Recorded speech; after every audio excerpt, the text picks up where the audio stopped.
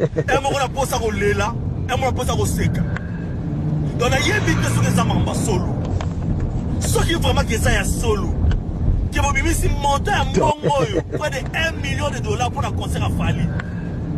Vraiment, on a évité. Voilà, ça nani, Fali, ça nani dans Boka Oyo.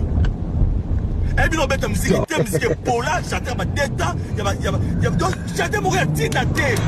On est à Nina Sala Mboka Oyo, Fali. Donc, faire un tour bête, un concert à Kanda, un concert à Danger, dans Miki la Poto. À quel niveau mon président? C'est des Martinez qui sont compliqués à faire Tina Souka. Tina Souka, bon, n'y a encore les faire vendredi pour faire ça tout l'été, il y a un concert, ils attendent le concert ça. Donc, on va faire un Nyamako. On va faire un lot côté de la Boka, pour compliquer dans cette Martinez à Mboka, un concert à Poto, un visa compliqué, on s'allait l'autre côté. Mais on a un euro pour ça, Mboka ça a fallu. Voilà, Nani Namboka.